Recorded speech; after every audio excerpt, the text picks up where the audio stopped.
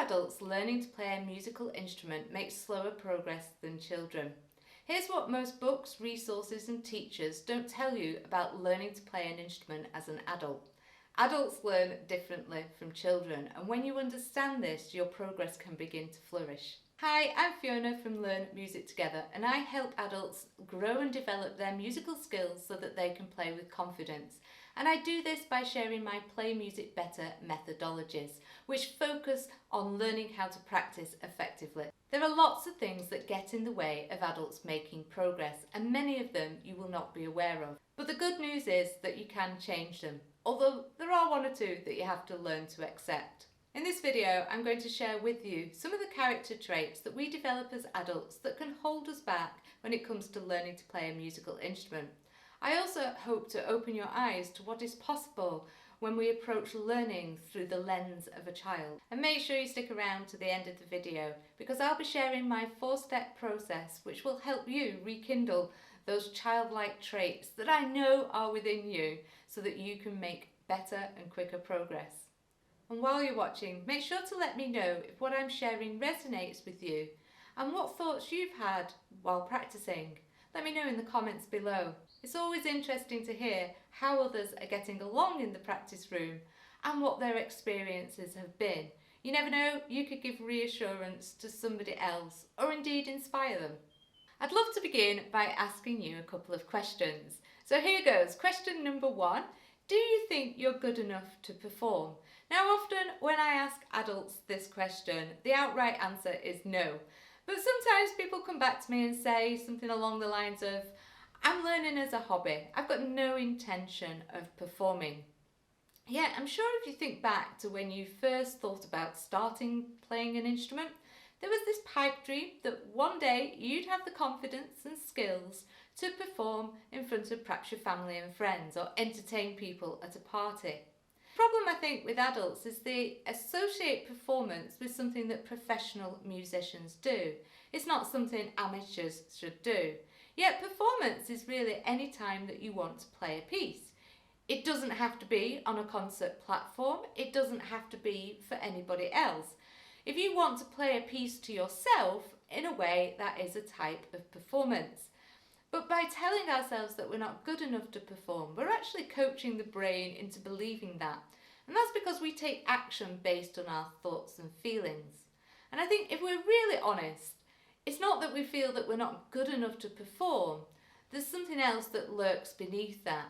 Perhaps it's the fear of sounding foolish, or the fear of failing, or perhaps the fear of making too many mistakes. All of these things are adult fears that lead to, on the surface, us telling ourselves that I'm not good enough to perform. It's not something that I should be doing. And this can really hold your progress back because, as I said, when you want to play for yourself, that is a type of performance. Children, on the other hand, love to perform. You can see on the screen right now a picture of me with my delightful nephew. And every time he comes round to visit me, and it's been the same ever since he was 2 or 3 years old, the first thing he wants to do is get on my piano. Now, he doesn't play, he can't read music, he's never had lessons, but he loves to improvise and play around. And when this picture was took, he'd actually written a piece and wanted me to record it so that we could send it to Grandad, who was recovering in the hospital. And what was fascinating to watch was his level of creativity.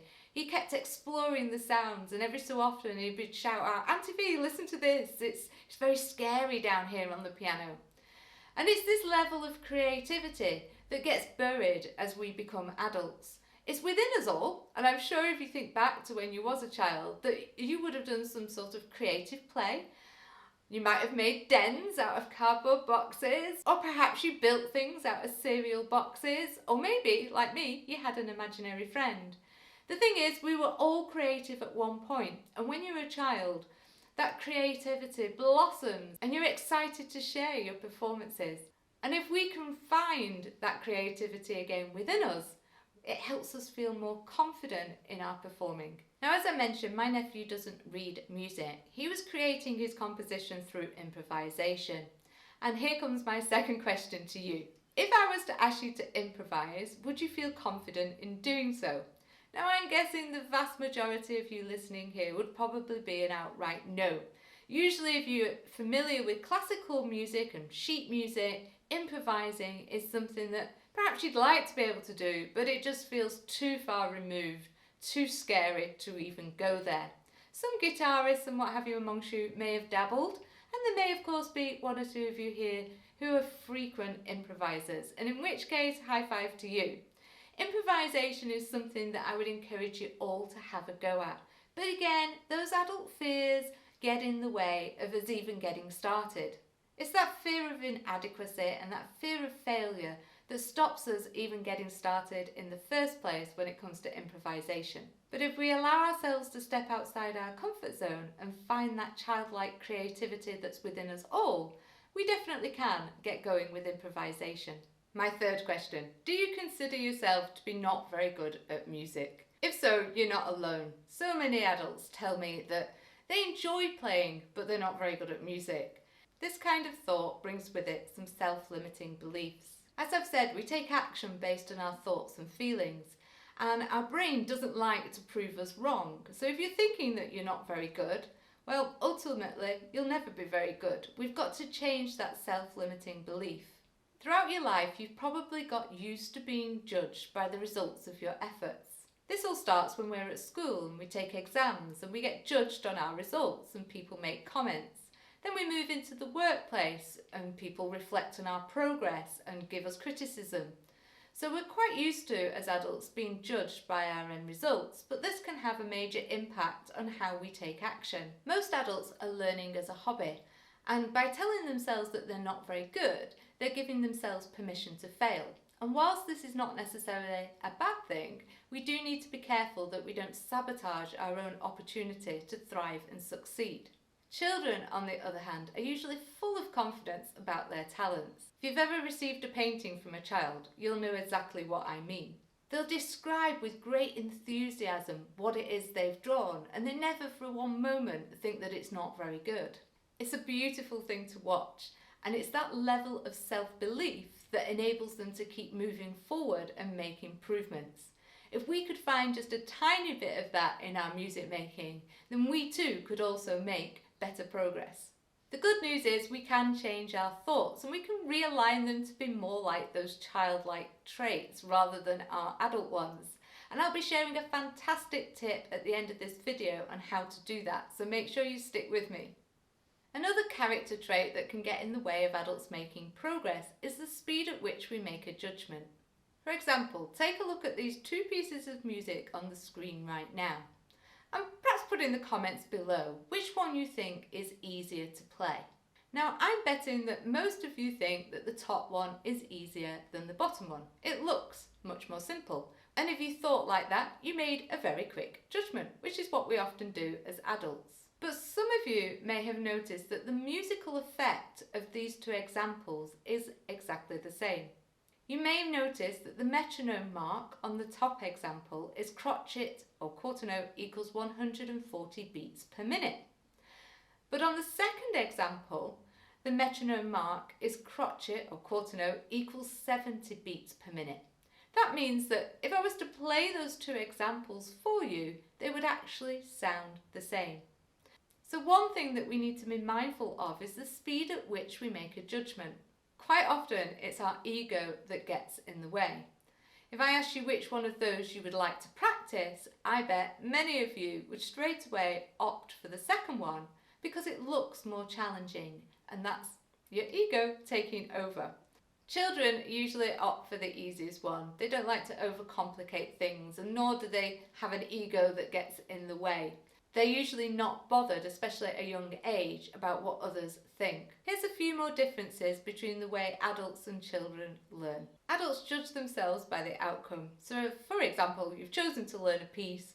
1 week later, can you play that piece, yes or no? If the answer's no, then you'll have the judgment that you didn't accomplish that goal. You failed in a way. Children, however, adapt through the process. So, for example, think about a child learning to walk. They'll get up, they'll take a few steps, they'll fall down, but straight away they'll bounce back up. At no stage in that process do they consider themselves to have failed, nor do they put any judgment on themselves. They just see it as fun, and they've got great determination, and they just keep bouncing back. Adults often set unrealistic goals. Somebody recently in my membership told me that their goal was to accomplish rhythm this year. And my response to that was, good luck, because I'm still trying to accomplish rhythm. It's an unrealistic goal to just define something as rhythm. Whereas a much more realistic expectation would be, I'm going to accomplish being able to play a crotchet or a quarter note to a metronome accurately every time. That would be a goal that's achievable. So often adults set these big expectations, and of course what happens? They lead to us feeling like we've failed. Children, on the other hand, often have their expectations outlined by a parent or a teacher. So they're much more realistic, and they very rarely push the boundaries themselves. Most children are happy to just do as they're told when it comes to learning. Adults are often very serious in their learning, maybe because it's been a lifetime's ambition to play a musical instrument, perhaps because you've invested a lot of your money in learning to play. We take it very seriously, and that can sometimes hold us back from making the progress that we deserve to make and make us overly critical of our achievements. Children tend to have more fun when they're learning, whether that be through creative play, not putting any pressure on themselves, or just generally having a giggle as they learn.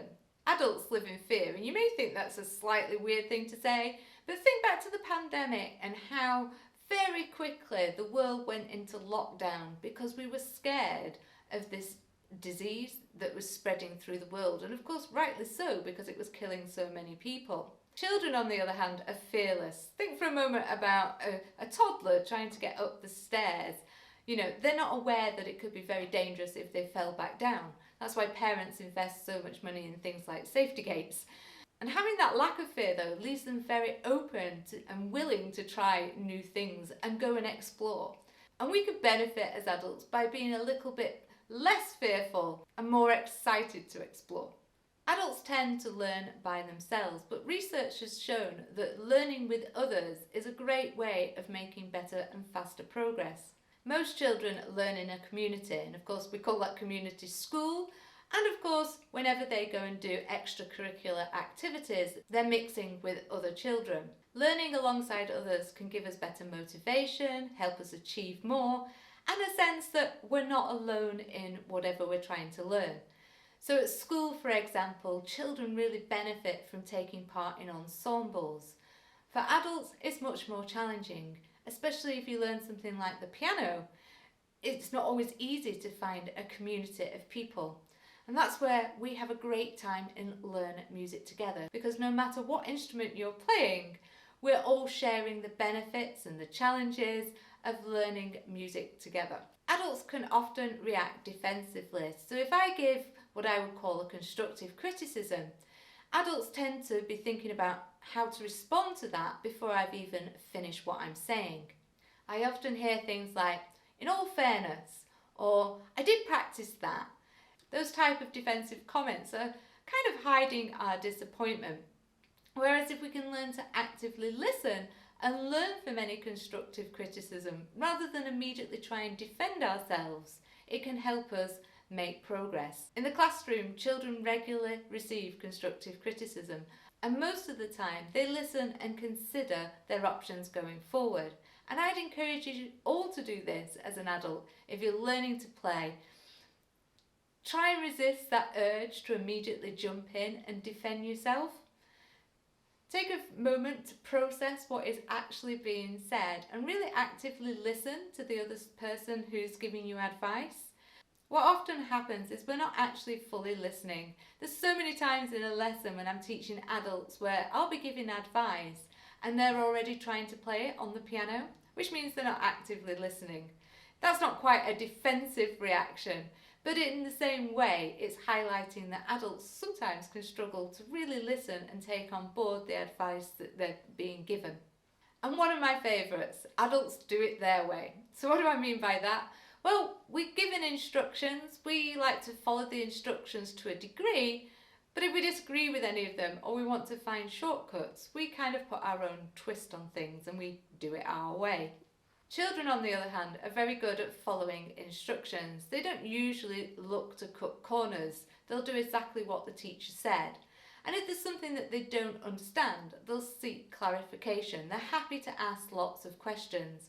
And that's another thing that adults can be reluctant to do. We kind of see asking questions as admitting that we're failing, but it's absolutely not the case. Seeking clarification is a wonderful way to help us make better progress. And my last point is, as an adult, your life experiences can affect your actions. And of course, this can be very positive, but it can also be negative. Children generally learn from their mistakes, and that's what I would encourage you to do as an adult, particularly when it comes to playing music. Don't see mistakes as failure. See them as an opportunity to learn and grow going forwards. There's one other important difference between adults and children that I need to share before I go on and tell you about my 4-step process for helping us change our thoughts into more positive ones that serve us better. Unfortunately, this next thing is something that you can't do anything about. You have to learn to accept. Adults learn slower than children. Children are like sponges. They absorb new information quickly, and that's because they're in the learning phase of life. Their brain is designed to learn at that moment. But as we get older, our brain's ability to learn gets a little slower. It doesn't stop. That's the good news. You can always learn new things no matter what age you are. It can often only take a child a few years to become reasonably proficient on a musical instrument, whereas for adults you can at least double that time. And there's a reason for that. As we get older, our ability to produce myelin decreases. And myelin is necessary to supercharge the neural pathway. And the more myelin that you generate around a neural pathway, the easier it is to do that action. Now, unfortunately, as we get older, our ability to produce myelin slows down. But the good news is it never stops. So no matter what age you are, you can continue to learn and enjoy playing music. Now that you've got a good idea as to why adults learning to play a musical instrument makes slower progress than children, here's my 4-step process for helping us realign those negative thoughts into ones that serve us better. So I call this process my 4 N's. My first N is for notice. Whenever you have a negative thought or a thought that's holding you back, the first step is to notice it. Give it permission to be there and acknowledge it. My second N is for normalize. So for example, if you're thinking, I'm not very good at music, if we normalize that, we could say something along the lines of, I've not been learning very long, and just like lots of other people, learning to play music is challenging. My third N is what I call neutralize. We're going to take out all the inflammatory language from our thought.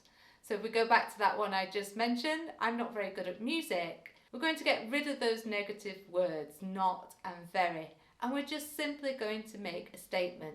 I'm learning music. And my 4th and final N is to think about the next best thing. So what's the best next step that you can take? So if you're thinking that you're not very good at playing this piece of music, the next best step might be to focus just on one phrase.